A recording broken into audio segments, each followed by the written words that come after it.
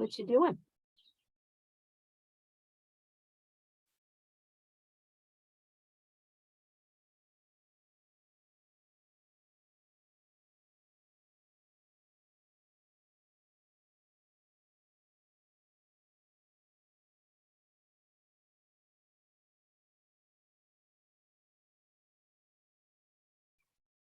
Good. Where are you?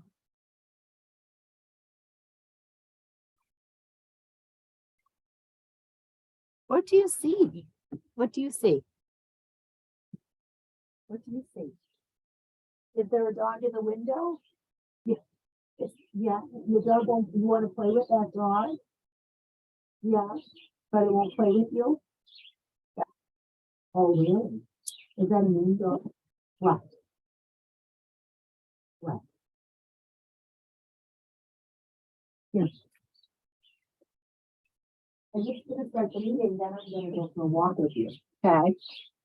You love going for walks. Come on. Come on. Want to come up here? Come on. Do you want to play with the kitty? Come get the kitty. Come get the kitty. Come get the kitty. Come get the kitty.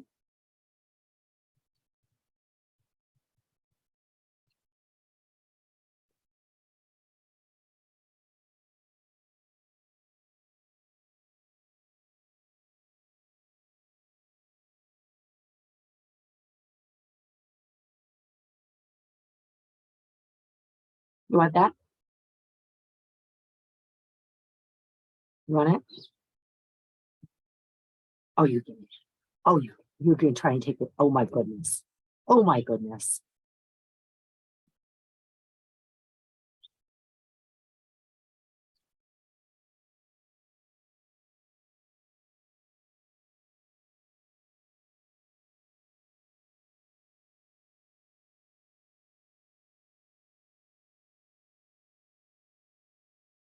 All right.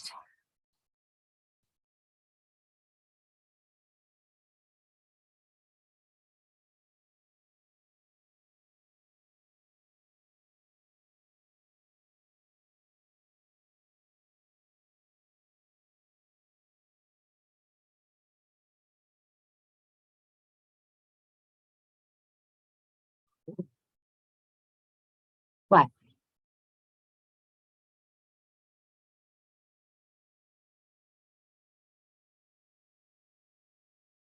What?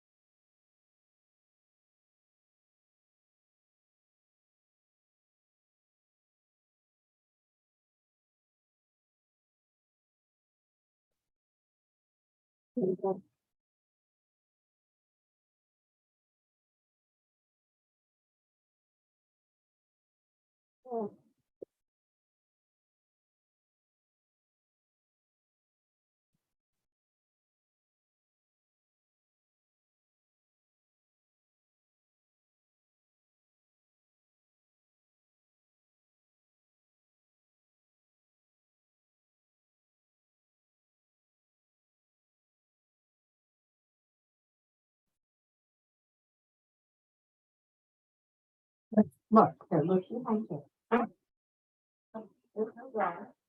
There's no dog. Is there a dog? Is there a dog? You see it in the window? Yeah. Looks just like you. You don't even know what you look like. No. Does it look like a friendly dog? You want to play with that dog? Huh? You want to play with that dog?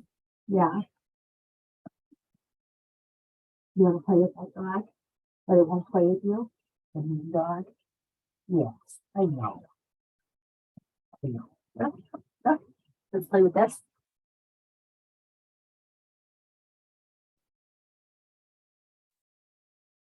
You want this?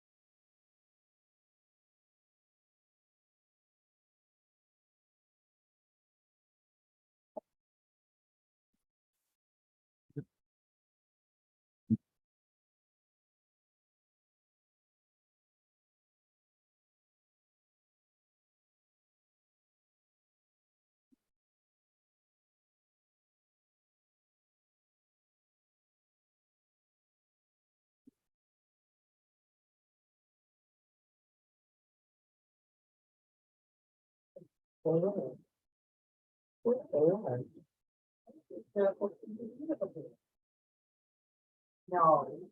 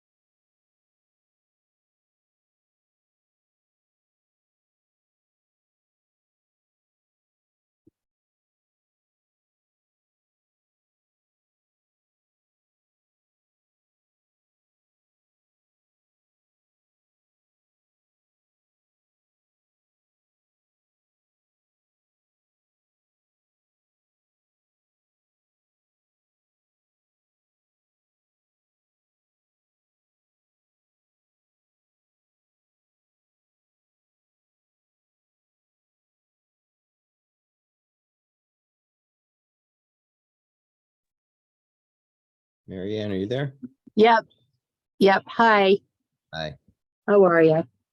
I'm all right. All right. I'm gonna make you, have you been the host of a Zoom meeting? Yes, yeah. Okay. All right. I'm gonna make you the host. Oh, let's see.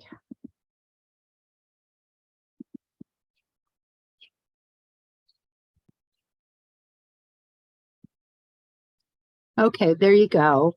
So, so you're the host and I'll be able to leave and it won't affect anything. I didn't make a waiting room. Uh, and there's no chat. And then you can end the meeting at the end, or if you don't, it will just automatically end. Okay? Sounds Okay. good. All right. Good luck. Thank you. Okay. All right. Hello, Good evening. how you doing? Pretty good. We had a lot of branches come down in that rainstorm yesterday. Just not expecting that.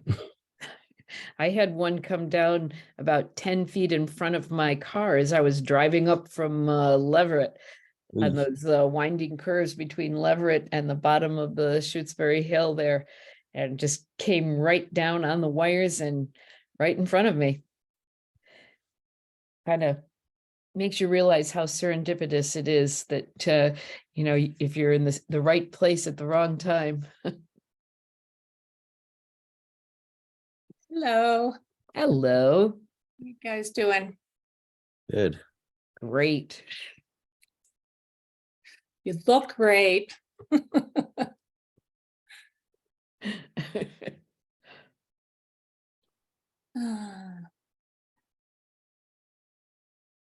Thanks for sending all that stuff.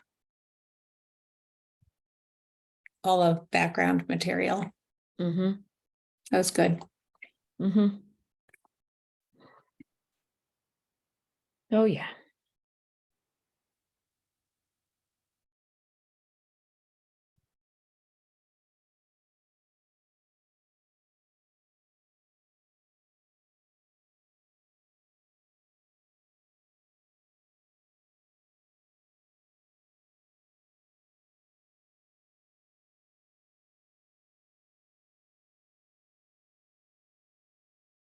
Hello. Hey, Miriam. Hi, Miriam. Good evening. We're not going to see your face, Miriam. There you are. I like the sunset. That's pretty. Thanks. I did that. You did? Yeah. Is Is it a it- painting? Yes. Is it oils or watercolor? It's acrylic. Uh-huh. Nice. Very I'll have nice. to look more closely. Show you, let you look at it. Oh, great. That's beautiful.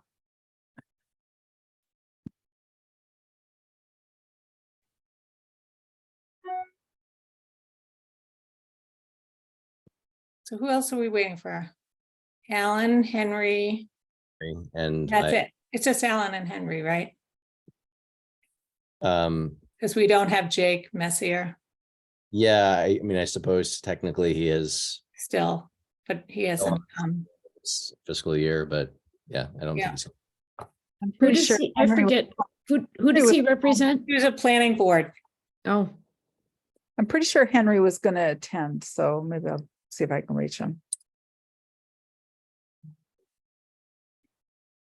I think Alan said he was going to be here too, didn't he? Did he email back? I can't remember. I haven't seen it.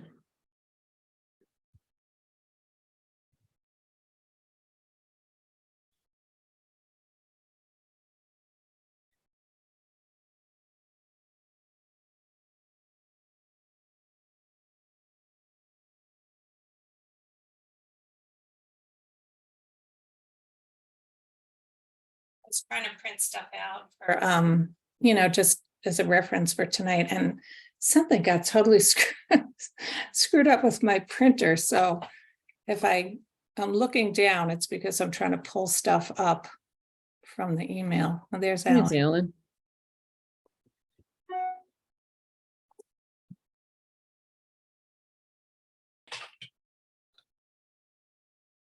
Good evening, Alan. Hi, Alan.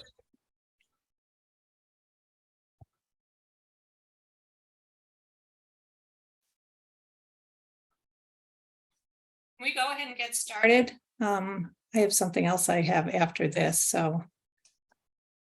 We have a quorum. Alan, are you there? Yeah, I'm here. Can you Oh, hear okay. me? No picture. Yep, we can hear you. We can hear you. My camera's not on yet. That's okay. I may not turn it on. Save it all.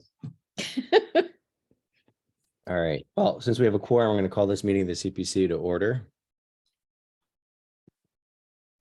The first item on the agenda is discussion and vote on minutes of May 3rd, 2023. Oh, I have to acknowledge that everybody's participating. Do I still have to acknowledge everybody's participating remotely? Wasn't there? Yeah, I usually, I mean, I do it with the select board just to say what the meeting is and then. There's Henry. Okay, so this meeting of the Hey, CPC, Henry. all the members are participating remotely. Miriam DeFont, Rita Farrell, Alan Hansen, Elaine Paleo, and Henry Geddes, and Matteo Pangallo. First item on the agenda is the discussion and vote on minutes of May 3rd, 2023. Is there a motion? I move that we approve the minutes of May 3rd, 2023. Is there a second? I'll second that. Discussion? Miriam? Well, the only comment I would make in light of the open meeting law complaint is that when we were discussing the March 23rd minutes, I did raise some concerns about OML when we were discussing those minutes, and it's not really reflected in the minutes. I did vote nay, but I explained why I was voting nay, and it doesn't really explain why. So my preference would be that there just be a comment added saying, DeFont raised concerns Okay, about OML. okay. Thanks.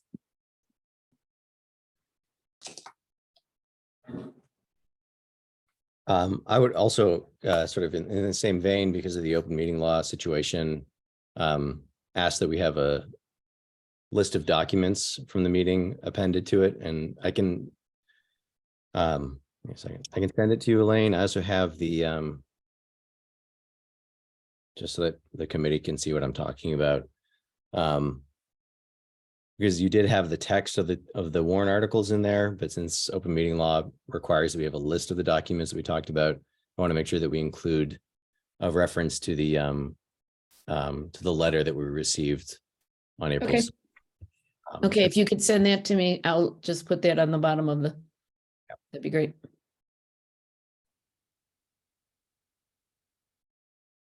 Are there any other amendments?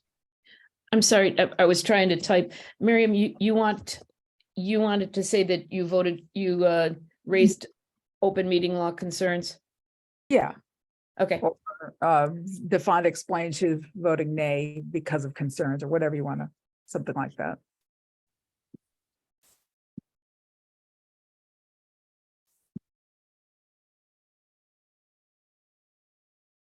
okay. Thank you. I'm going to just put in that DeFont raised open meeting law violation concern because I don't put that on where the vote is because the vote just has our votes. So, but I put that right before that. That's fine. Okay. And I'll put the list of documents just below my name there. Are there any other amendments? I guess for my part, entry number 6. Let's see, where is it? Just, yeah, number 6. Mhm. Yeah, I mean,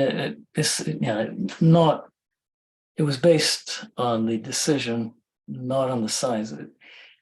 The science of what? Not rocket science, obviously. Science regarding PFAS, whatever, Okay. something to that effect. Sure.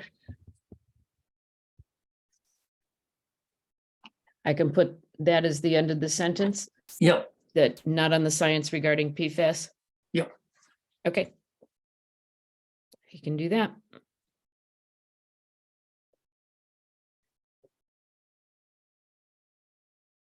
It's hard to try to capture everything as you're listening to, so. You can definitely correct me on these.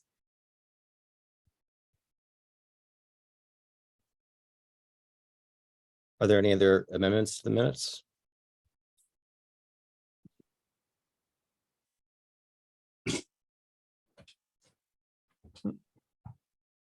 So we are voting on the minutes as amended by Miriam and myself and Henry. Is there a motion to consider the minutes as amended? So moved. A second? And then Okay. DeFont, Aye. Gallo, aye. Farrell, Aye. Leo, Aye. Hanson, aye. Eddies.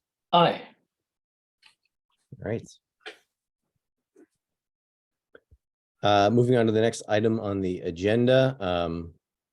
So again, I sent an email to the committee just to notify you all that all 5 of the CPC's warrant articles passed unanimously at town meeting. Congratulations on that. So we have 2 grant agreements. At first, I thought it was just one, but then I talked to the town administrator and she agreed with my sense that there probably should be, or at least I should present to the committee, the idea that we should have a separate grant agreement with the Conservation Commission, because it is a separate grant, even though it's part of that original application. So I submitted to you for your consideration the 2 grant agreements, one for the Cemetery Commission project, one for the Conservation Commission project. Both of these, I just used the grant agreement language that we adopted last year, that was reviewed by town council. I didn't want to try to invent anything new.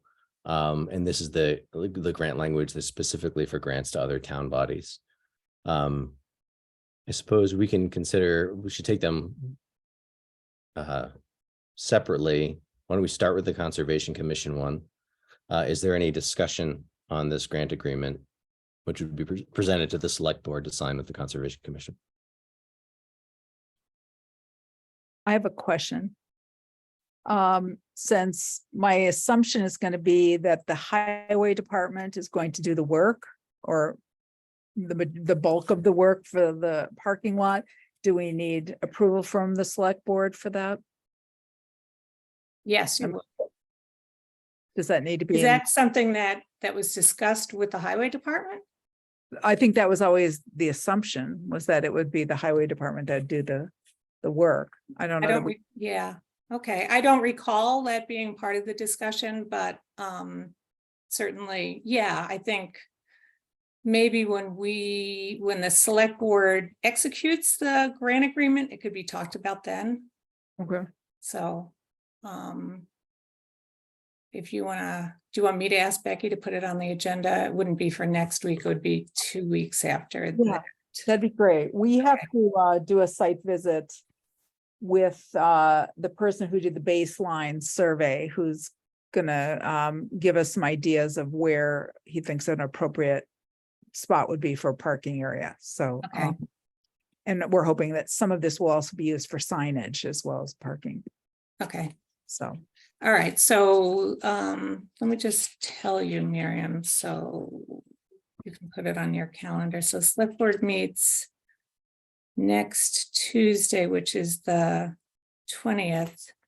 Oh, and then yeah, we don't have there's going to be decision on the July meeting because July 4th would be it's going to be decided when the meeting is in that first week in July. But okay. So so it probably would be the 5th, I guess, but Wednesday? yeah, I'm guessing, but that will be it's on the agenda for the next week's select board meeting. Okay. Great, thank you.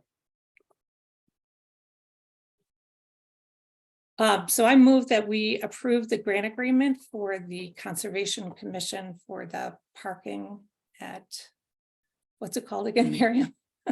Conservation area. West Quabbin. means- West Quabbin Conservation Area. I second. Okay, is there any discussion? Seeing none, we'll vote. Defont, I'm gonna abstain. Gallo, aye. Farrell, Aye. Leo, Aye. Geddes, Aye. Hanson. Oh, Alan, Oh, I'm sorry. Hi. okay. Thank you all very much. And the other grant agreement is the Cemetery Commission project in the West Cemetery. Same language, more or less. Is there a motion? I move that we approve the grant agreement for the Cemetery Commission for $10,000. I'll second it. All right, is there any discussion on the grant agreement? No.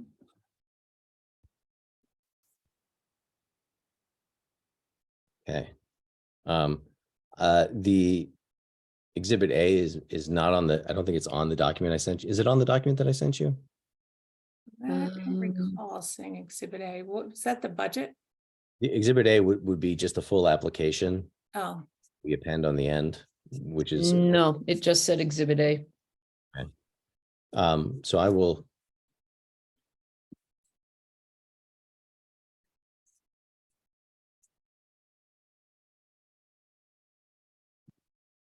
I'll append that on there and send it with the application.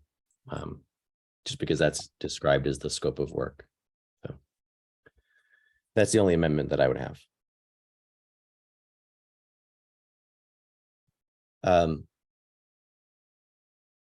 Seeing no other discussion, we'll vote on the amended grant agreement. Defont, I, Gallo, aye. Farrell, aye. Leo, Aye. Hanson. Alan, I'm sorry. I'm just thinking about half of those other things. I'll start paying attention. But aye. Geddes. Aye. All right, thank you all very much. Okay, next item on the agenda is the discussion of the exit survey. So the survey was approved by the committee at our December 15th meeting. The idea was we wanted to collect a little more information about the experience of going through the application process and how we might improve it. My question really for the committee is whether we should, because I don't think we discussed this, whether we should be sending it to everybody who submitted an application or only those who completed the full process and went before town meeting. So in the case of this year, would it be appropriate to send an exit survey, for example, to Doug Slaughter, or should it only go to people that actually went through the full process?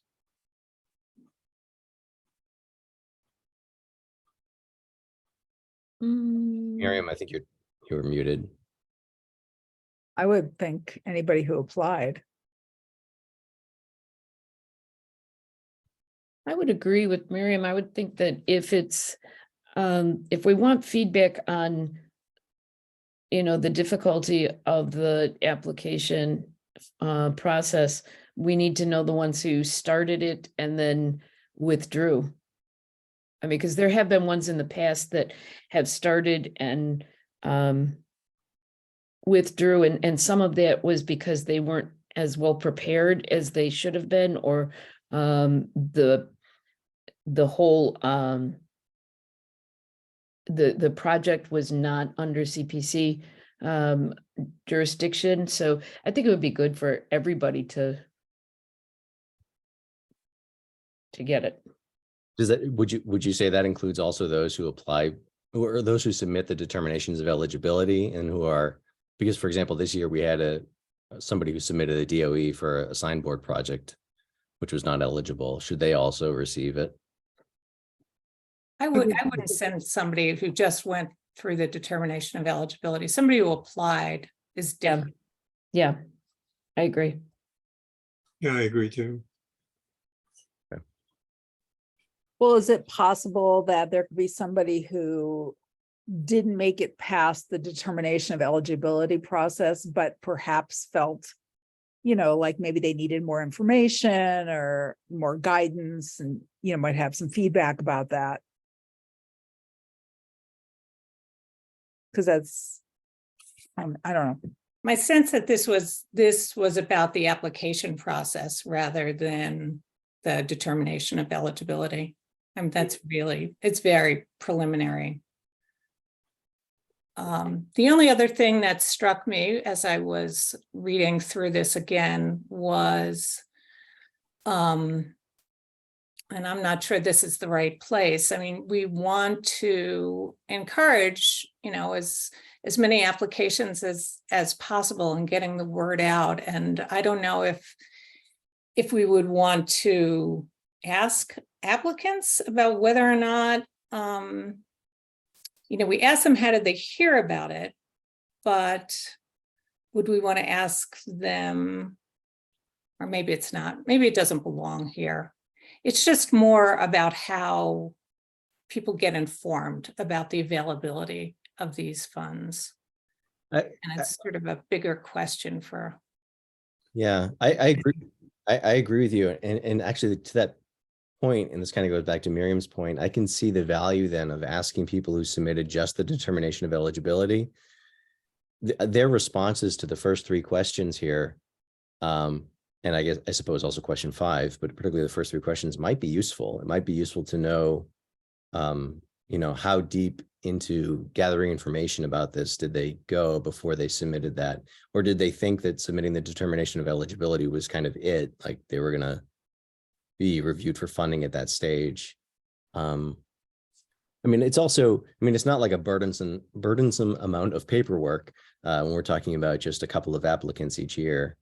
There might be something of value to be gleaned from getting information from people that never made it past the DOE stage. So would we ask them any fewer questions? Maybe would we, for people who just did the determination of eligibility, then we could skip question 6?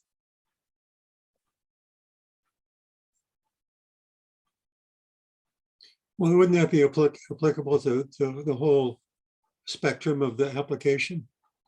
Sure. I think, yeah, 6 would still work for them. Okay. Yeah, maybe it's as simple as putting something in the instruction paragraph up top saying, you can respond to as many or as few questions as you feel applicable to your situation. I imagine we might not hear from a lot of people, but again, the more information we get, the better. I think we should also make it clear to people who are even thinking about submitting applications that the committee is here to help, and we'll be glad to answer any questions they have, or they could even come to the committee and ask questions. Mm-hmm. We ought to be more open than we are, I think, at the moment. That's just my opinion. Let's just send it to everybody. Okay. All right. We'll I will do that. What it yields. Yeah. Great. Thank you all very much.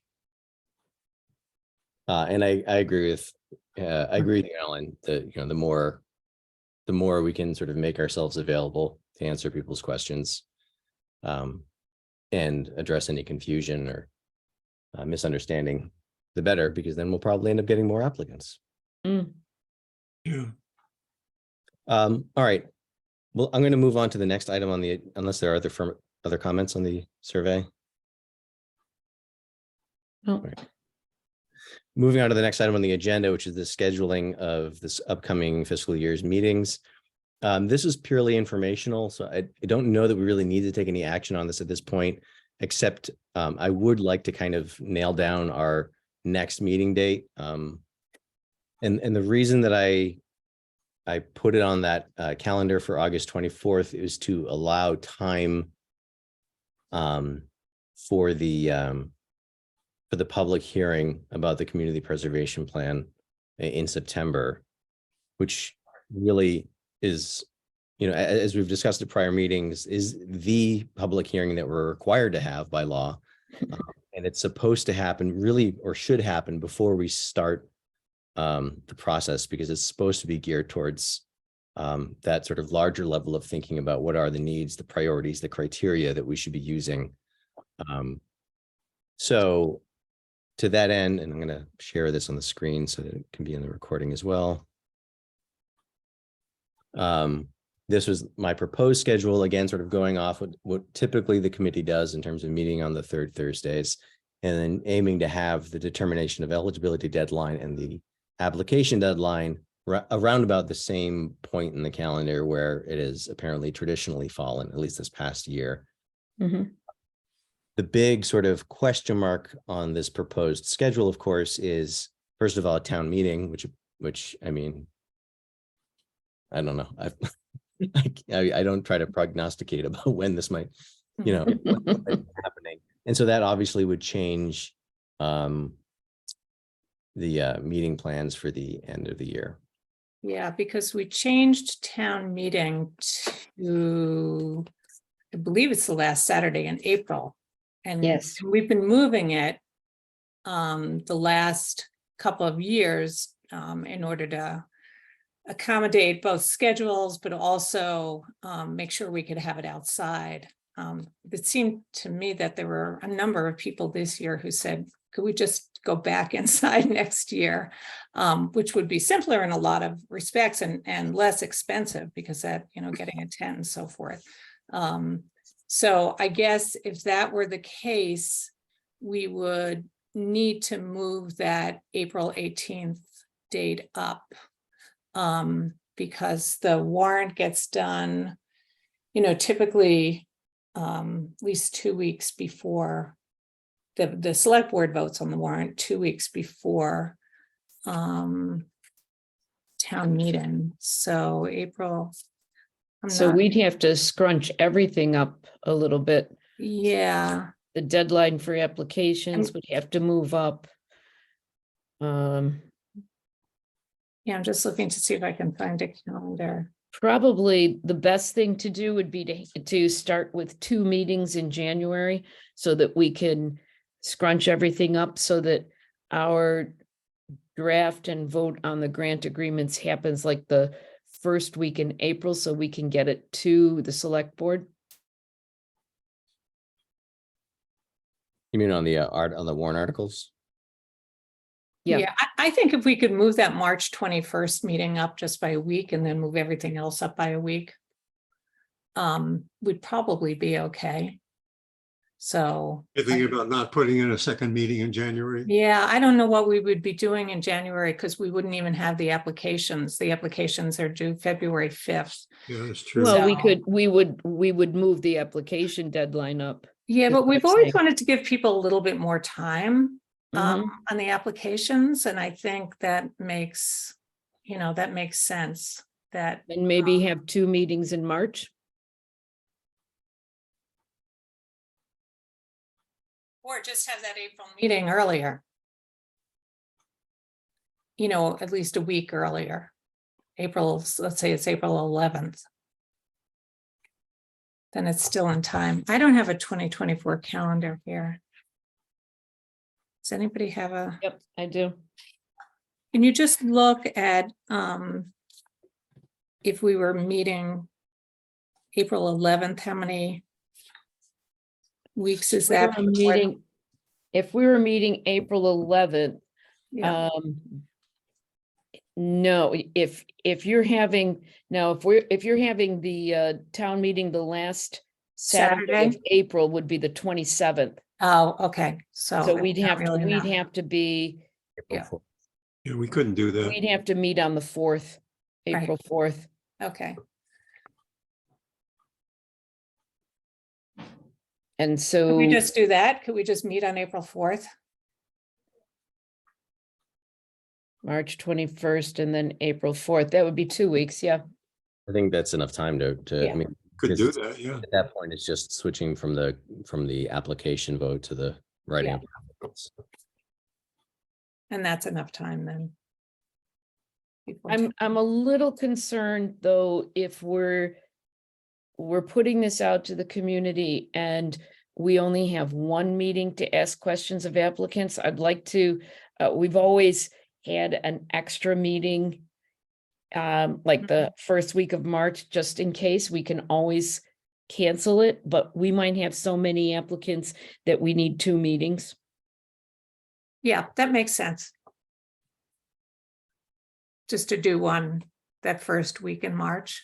Yeah, Because we have February 15th and Yeah, then It's not 2 till March weeks from the 21st. 15th. I mean, would be the 29th, but that would be 3 in February, so we wouldn't want to do that. Is it leap year? Wait a minute. no, Wait a really, minute. it's What- just You have an February, optimist. you have February 5th. That's a Monday. Oh, sorry. Oh, that's- That's That's the a deadline deadline for for applications. Oh, that's the deadline for applications. So, oh, that'd be fine then. So, Is there a February 29th? Yes, there is. Yes, there is. Okay. So we Let's could do it. meet. Yeah, so, and then we could cancel that if we didn't have. so adding a February 29th meeting? Yes. Sure. Yeah, that's the 29th. Yeah, that would work. I would suggest that at the deadline date of December 4th, eligibility deadline, correct? Hmm. At that point, I think that should be a hard deadline. The reason I say so is because in the case of the ARHS applicant, they were given leeway. We got the application for eligibility on the 14th of December, the day before we met, to discuss and decide on eligibility. And nowhere in that very, how should we say, rather scant application, is there any mention of the artificial turf? That only came when Slaughter submitted a full hog application on February 2nd. That makes sense? Mhm. Yeah. In other words, we need a hard deadline there. Well, we Because had a hard deadline. people can change things. Everything should be upfront with eligibility, and that was part of the problem here. So I will say that the deadlines are, because the deadlines are established by the committee. Mhm. If the committee votes to accept an application or determination of eligibility after the deadline, there's no, I mean, that's up to the committee at that time, right? I mean, that's not something, it's not set in law that says that. I grant you that, but I completely point, understand your concern about especially about not having sufficient time or information between when something is submitted and then precisely. reviewing it. And I think that would be. My assumption at that point was that this wasn't even a legitimate application, because even though it was confusing. Anyway, that's just my suggestion. The one issue, Henry, is, we do have the ability to operate outside of this schedule. As Mhm. Theo said, we create the schedule and then, we ask people to abide by it.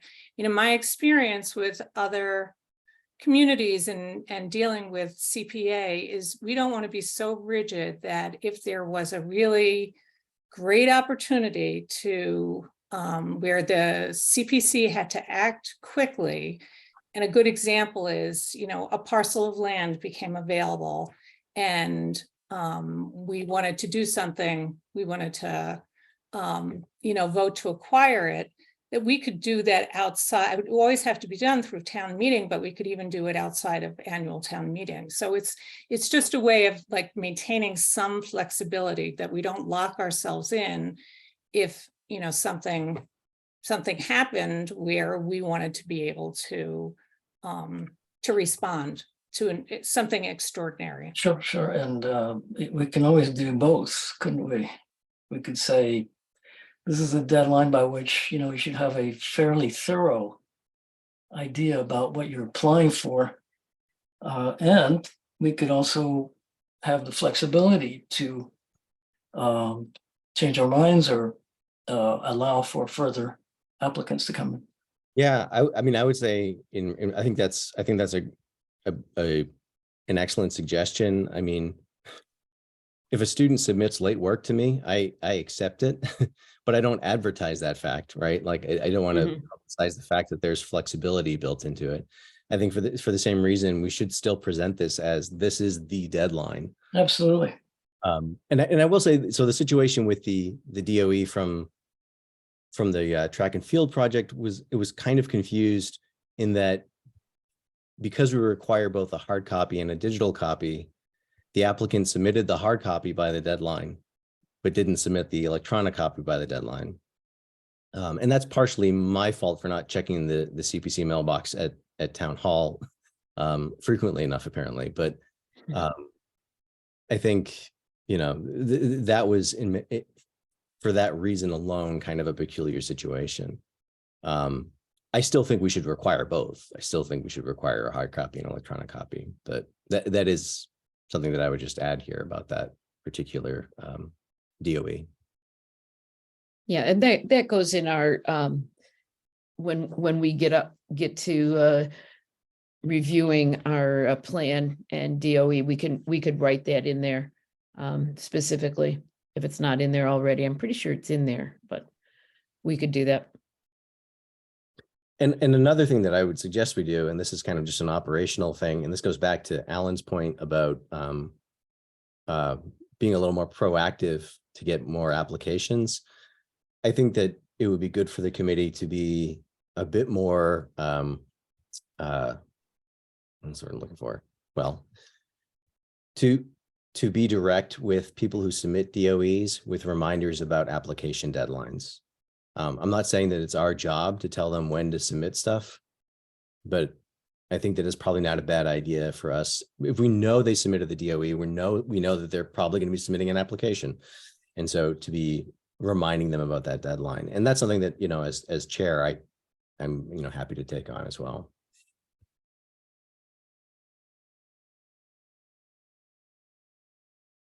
Okay, so we're just going to amend this by adding a February 29th meeting and then moving the April 18th meeting up to April 4th. Was that right? Yes. Yes.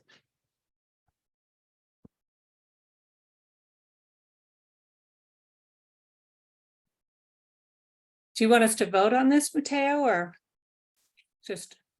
I mean, I don't think that we necessarily need to. I don't know if it's advisable to sort of lock ourselves into it. I would like to get just a verbal confirmation that August 24th is okay for our initial meeting. And maybe at that point, it would be a good idea to sort of formalize the calendar. But I also didn't want to surprise anybody with this. It looks good to me. No, I think that's fine. Yep. I may not be available for August 24th, but I'll try to be. Well, I think everybody's, you know, has issues with summer schedules. So we can't, I think we just take what we got and whoever gets there, gets there.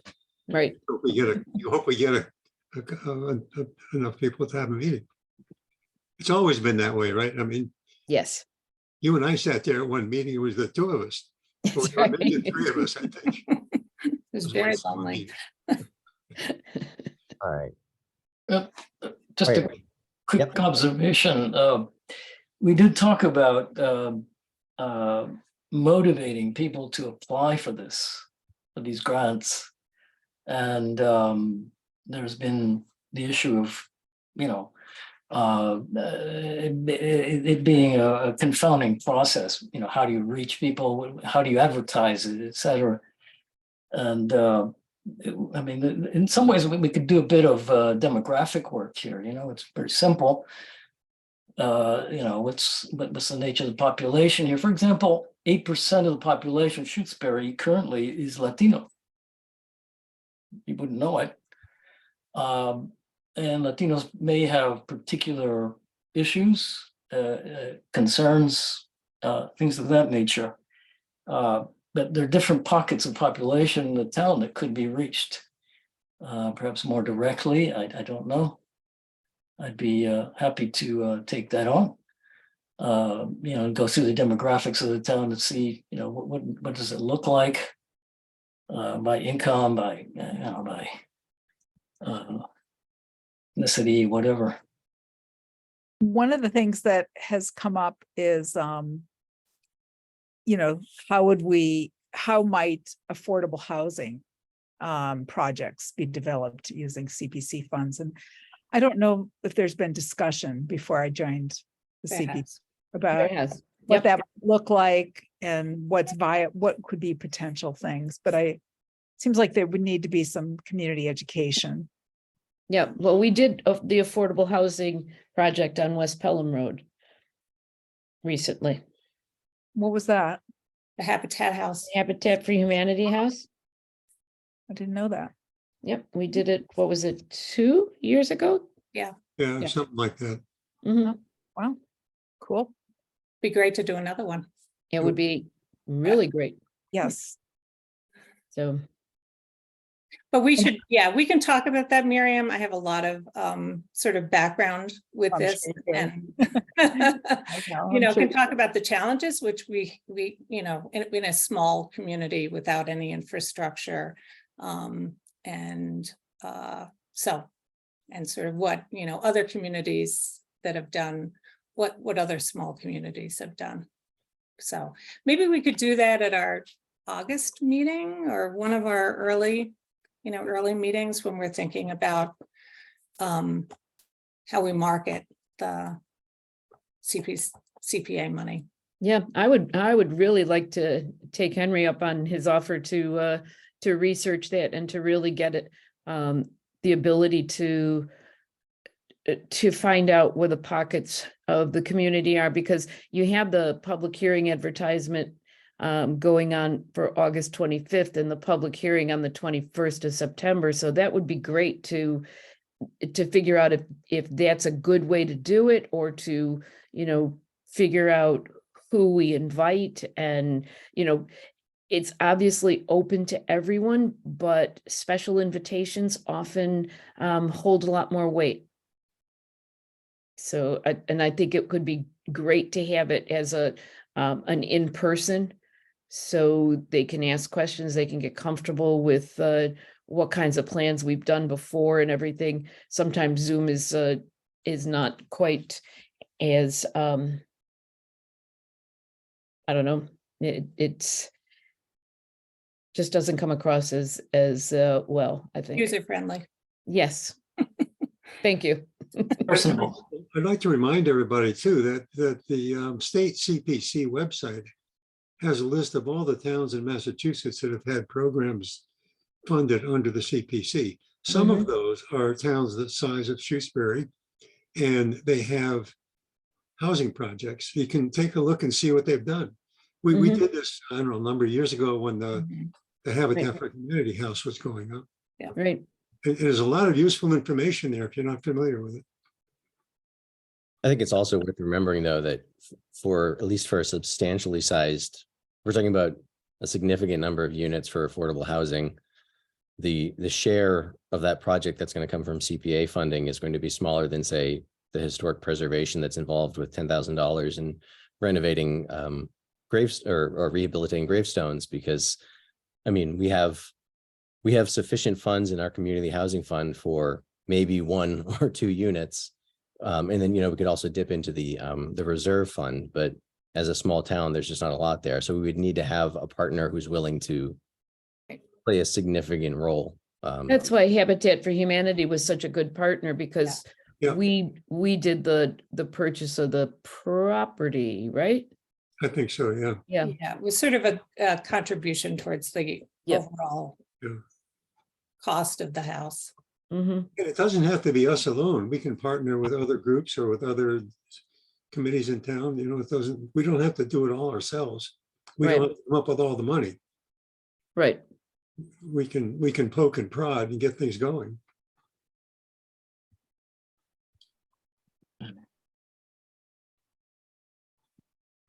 All right. Well, we've kind of veered a bit on the subject there, but I think it's a good veer, talking about the upcoming year and things we'd like to see happen. If there's no further discussion on item 4 of the agenda. Could I just interject for a second, Matteo, while we're on the subject of next year?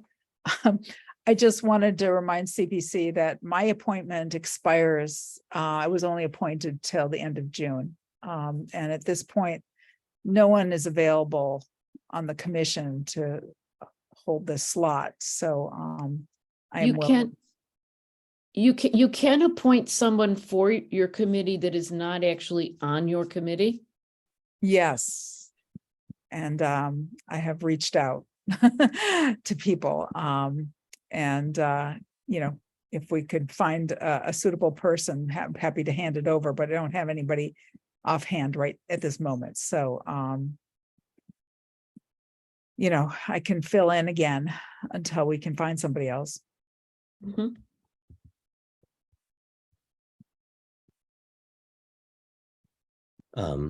Okay, thank you, Miriam. Yeah, and obviously with Jake stepping down, there's also the planning board seat that needs to be addressed. So our membership will possibly be changing this coming year in certain respects. Okay. Well, let's move on to item 5 on the agenda, which is the review of the open meeting law complaint that the committee received on May 26th. So I've been thinking about this a lot and reading it over and reading over the minutes. And I don't want to take up too much of our time, and I hate talking a lot, but hopefully you'll indulge me. I can share a few points of my own and then ask for some feedback from the committee. So now that we've received an open meeting law complaint, we're required to review it and then develop a response. Our town clerk is here to answer questions for us about open meeting law. So I read the complaint and I had some thoughts about it. First of all, I agree with the complaint in that I think that it was an error in our previous meeting. Rita, you said that the March 23rd meeting was not a hearing, or I think you alluded to that. And the meeting was scheduled as a hearing. It was advertised as a hearing. And I think all participants were participating under the understanding that it was a public hearing. And I know it's not the kind of public hearing that the CPA statute describes, but there's also no reason the committee can't hold a public hearing in the manner or the time that it did. But there's also nothing in the CPA, and the complaint also makes this point. There's nothing in the CPA or open meeting law that requires a different standard be used for minutes of a public hearing than is used for minutes of another public meeting. Right, the minutes of a public hearing, like the minutes of any public meeting, need to document enough information about what transpired to understand the outcome of the deliberations. I believe that's correct, right, Grace, that there isn't a separate standard for hearings? Yeah, public hearings are actually not addressed by open meeting law. The rules for public hearings are pretty scattered throughout the MGLs. But yeah, it's a separate thing. Okay. Mateo, could you put the complaint up on the screen so we can all take a look at it? Or is that going to be difficult? Nope, I can. And I want to clarify, public hearings are subject to open meeting law. It's just that open meeting law does not specifically address the requirements that are specific to public hearings. They are, of course, in and of themselves also open meetings and still subject to open meeting law requirements.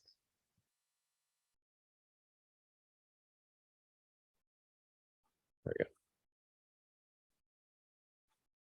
I'm going to scroll down to the substance of the described alleged violation. Okay.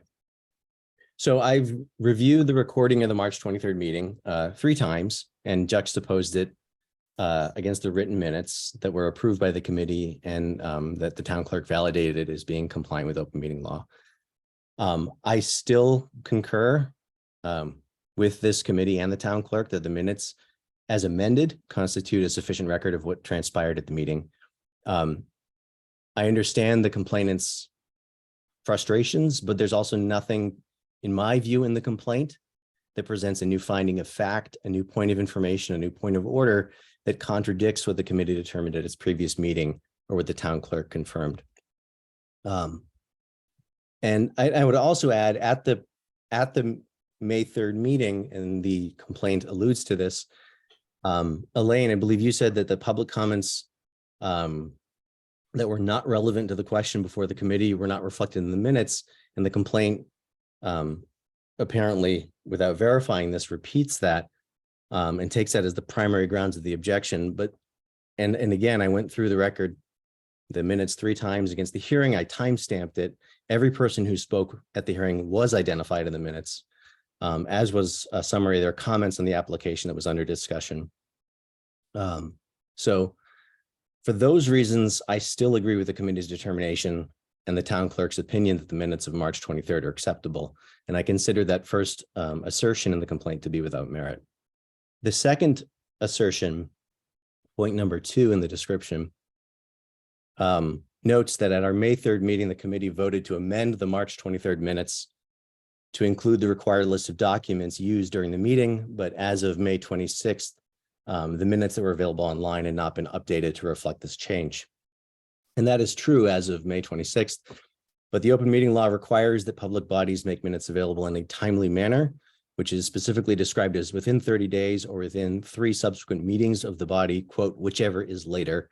Per the vote to amend the minutes on May 3rd, a complete list of documents used, including, I should note, the written public testimony that was received by the committee, was appended to the minutes of March 23rd on May 27th. The town clerk uploaded them to the town website on June 6th, which was 9 days before our meeting today, which is today's the 3rd meeting since the March 23rd hearing. So at the time of the complaint on May 26th, the committee had only met twice since the hearing. We met on April 12th. We met on May 3rd. So we did not meet 3 times, which means the committee was not in violation of the open meeting law because the allowed 3 meetings of the committee had not occurred. So I consider the complaint's second item also to be without merit. So my recommendation, but I would like to hear comments and viewpoints from other members of the committee, is that the assertion in part 1 of the complaint is without merit. Because as per the town clerk's determination, the minutes of March 23rd are sufficient to meet the requirements of open meeting law. And second, the assertion in part 2 is without merit because the amended minutes containing the list of documents were posted within the period of time required by law. So that's my thoughts about it, because I've been thinking about it a lot, but I would love to hear from other members of the committee.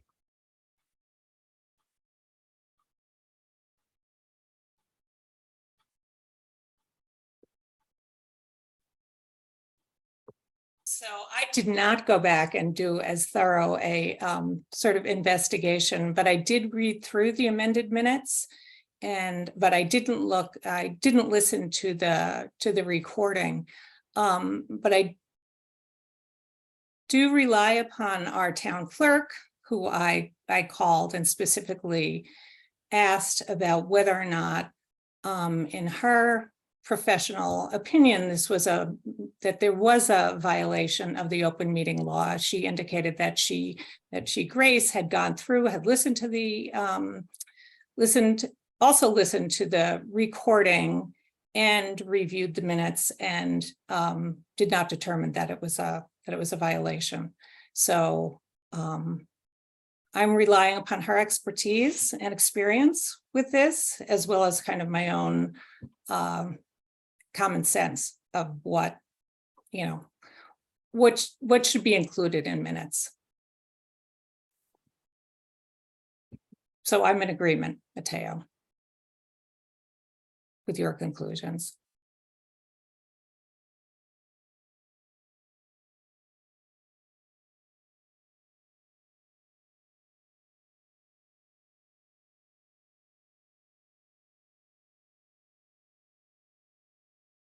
Are there any other comments from members of the committee? Well, I'll just you know, I'm not gonna repeat my concerns that I voiced on previous meetings. You know, I think that there's some lessons to be learned from this process. And I guess I would just encourage everyone to think about how can we make meetings accessible to the public and to welcome public comment, even if we think the comments are off topic, if they're made in a respectful way, when someone's asked to be recognized and is recognized by the chair.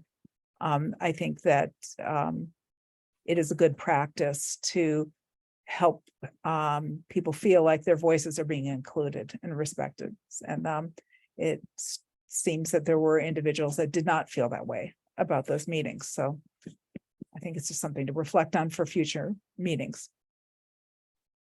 There's the difference between what we have to do and maybe what is the right thing to do, I guess. I appreciate that, Miriam, and I would point out, and this is kind of pertinent to the other item, the other letter that we received. The point that you're raising is, you know, that complaint asserted that people were not allowed to speak, which is also factually not true. Nobody was cut off in the hearing. Everybody except one person was allowed to go over their time and was not interrupted even then. And so the idea that people were not allowed to speak, I find really difficult to believe. I understand the frustration with being told that a project that they were deeply opposed to was considered legally eligible. But, you know, technical eligibility is not a subjective judgment. And that wasn't something that we were talking about at that hearing. And as chair, it's and you know this as a chair of your own commission, it's your responsibility as chair to provide points of information and clarification when there are misunderstandings. In fact, it would be a failure of a chair's duties to allow misinformation or points of information that are incorrect to not be addressed. The public has a right to have accurate information. So I understand that. I completely appreciate, I completely understand what you're saying. And I completely understand why people might have been frustrated with that experience. Yes, I guess what I would say is that we can talk about what is technically eligible or ineligible, or what the technicalities of the Silverio case are. But I think that there's a broader argument that isn't unreasonable for people to say, we have concerns about a grant program if we feel like the grant is going to, in an indirect way, fund projects that on ethical or social justice grounds people feel are not serving the public good. So even if technically, you know, artificial turf was not going to be directly funded as a budget line item, the discussion as a larger issue is not an unreasonable argument. Just take a look at, you know, generations of people who have, you know, argued against paying taxes based on military spending. That, you know, the issue of how governments spend money to indirectly fund things that people have concerns about is not an unreasonable argument. It wasn't, I felt people were being respectful in the way that they were bringing it up. I didn't feel like people were hijacking the meeting. So it's just a point that people were feeling passionately. And I think that it's really about how do we make people feel welcomed rather than confused or. I mean, I completely agree with you. I completely agree with you. My concern is, I guess my concerns are twofold. First, I understand that the phrase technical or technically eligible can be frustrating, but there are legal constraints or obligations on what this committee can and can't do if we're talking about the statute, right? Like we have to abide by the law. And, you know, at the same time, I do want to give people a space to voice their frustrations and their opinions, particularly when that law might be frustrating to them. But then there's also, my second point is the matter of jurisdiction, right? That if the concerns are with artificial turf, which are, by the way, I think completely valid and correct concerns. I don't think the project should be using artificial turf, but that's immaterial to the question before the CPC. That's about how the regional school committee spends its money. And it would be a violation of the trust that the voters of all the different towns put into the regional school committee for us to tell them how to use their money. Just like it would be a violation if the cemetery commission wanted to put signage at West Cemetery as part of their project there. And, you know, we can't fund that. So they went to the historical commission and got funding for it. It would be wrong for us to say, well, we can't fund the gravestone renovation then until you get rid of the signage, even though we're not funding it.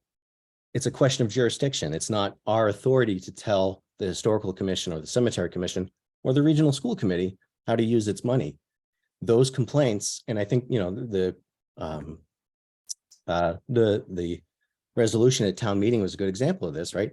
Those complaints should come from the people to the body that has authority over that funding and over that decision. We aren't that body.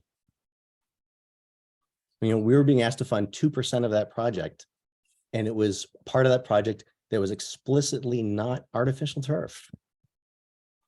And I think it's important that we abide by the jurisdictions of these different committees. Anyway, that's my thought. I agree with you, Montel. It was very well put. I want to put our focus back on the open meeting law complaint. Are there additional comments on the complaint? No. What you guys need to decide now is whether you guys want to write the response together now, or if the committee is willing to give Mateo the authority to write the response based on guidance that the committee gives him now, and then he can respond later. It's basically just a question of, do you guys want to edit it on screen or not? I trust Mateo to be I able trust to Mateo. draft it. Well, if Mateo takes the physical responsibility for writing it, there's no reason that the rest of us couldn't be involved conceptually to what should be in it and how it should be stated. Well, I think it's what Mateo laid out from at the onset. I don't disagree with that at all. Grace, does the committee, I mean, it's really the question of whether we find the assertions to have merit or be without merit, right? So is this something that the committee votes on? Yeah, usually the committee, yeah. You come to a consensus and you vote on it, and you'll write the response based on that consensus that you voted on. Consensus. And also, what I said majority consensus does not mean universal consensus. Just as someone who has had a lot of consensus-based decision-making processes, I want to make sure we always make that is a clear distinction. I also would like to say that if Mateo writes it and sends it to the full committee, we can all send comments and or edits specifically to Mateo without violating open meeting law and have him complete the final draft. Because Yeah, otherwise, as long as you're only sending them to Mateo. yes, because we're not meeting, we don't have a scheduled meeting between now and August. So we need to get this in. Grace, can we iterate that process if we want to do it 2 or 3 times? Is there any restriction on how many times we can make passes individually through Mateo? I mean, yeah, probably if you're doing it a bunch, then it would get kind of iffy. I was For under the the most part, impression. you guys should agree on what you're gonna say here in the meeting, Yeah. and then Mateo will say it. Yeah, I don't think there's editing back and forth. I Yeah, think no, that's a- no, no, that- no back That and forth. becomes a violation. No That's not sequential okay. communication, no serial communication, none of that. Well, Agree no, what but you're gonna this say. would be serial through the person writing the document. This document's going to represent this committee's response to this particular, these particular comments. Yeah, I mean, If you were, And so if how you were many- gonna have a lot, if you were If we gonna have decide back we and wanted forth, to do it 2 or 3 if you times, were gonna have is multiple that edits, illegal? I would suggest that you write it now in committee and open session and not, do not do it via email if you're gonna have multiple edits. No, I just asked a specific question. Is it illegal to iterate through several times? yes, It is, Rita? I think It it's, can yeah, be. Huh? yeah. I It think can, it it's- can be. It, depending on what happens, it can be. So it's better not to do it in the first place. Okay. I Because was then, just- Matea's doing the editing of comments from all these different people, that it's going back out to everybody. Mm-mm. And if anybody accidentally hits reply all, there you go. That's an open But meeting. there's law. there's no way, never mind. I won't push that any further. I don't totally agree with your perception of it, Rita, but Open meeting law makes emailing really difficult, and it's not the way the Massachusetts open meeting law is written, is not intended for us to be doing committee business by email. Yeah. They're intending for us not to be doing committee business by email. Now that is completely counterintuitive to how most of us live our lives nowadays. right. But So it's how technically, it's how the technically, law is written. technically, we could go through one iteration and have another meeting and do exactly what we're doing now.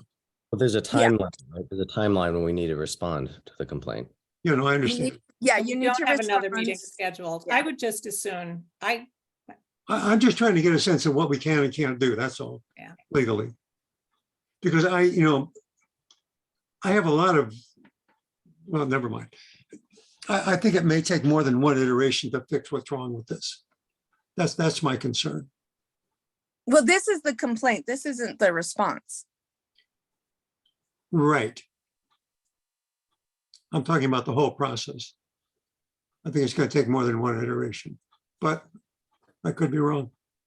So the committee think- well- responds, what happens is the committee responds, and the complainant has an opportunity to say either, I'm satisfied by the committee's response, or they can say, I'm not satisfied by the committee's response, and I'm asking the Attorney General's office to review this matter. If that happens, the Attorney General's office will then review it, and they will get much more deeply into the nitty-gritty technical details than any of us would be able to. And if that does happen, well, definitely there will be a lot more communication between the AGO's office and the committee about what happened. Guys would probably end up needing to schedule an earlier Okay, meeting. so that clarified my question, the answer to my question. So, Right, so okay. can I suggest that I'd like to make a motion? And I'd like to move that we ask the chair, Mateo Pagnolo, to write the response. And the response is, as he stated it, that item 1 and item 2 are without merit. Sounds good to me. You need a second. Second, All right. Roll call vote, remember. Yep. Since we're talking about open meeting law. There's a Mhm. motion and a second. Is there any further discussion?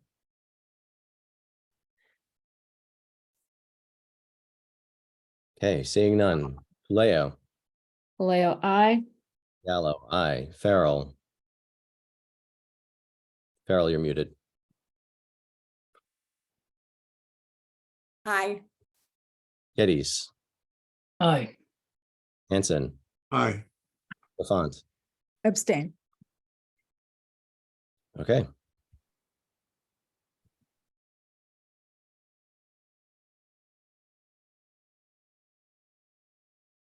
All right, Mateo, I sent you the email, the Attorney General's office. You need to copy on the response. You send it to the AGO, me, and Amanda. Thank you very much. Good job. Good job, everybody. Thanks. All right. Grace. Thank you, everyone. So item 6, other business, just a quick note, the Friends of the Historical Commission sent us a letter or 2 letters indicating that they sent their supporting donations to the Historical Commission for the signboard project and the cemetery commission, for the West Cemetery project. So those matching funds, or not matching, but You want to say something? supporting funds are there.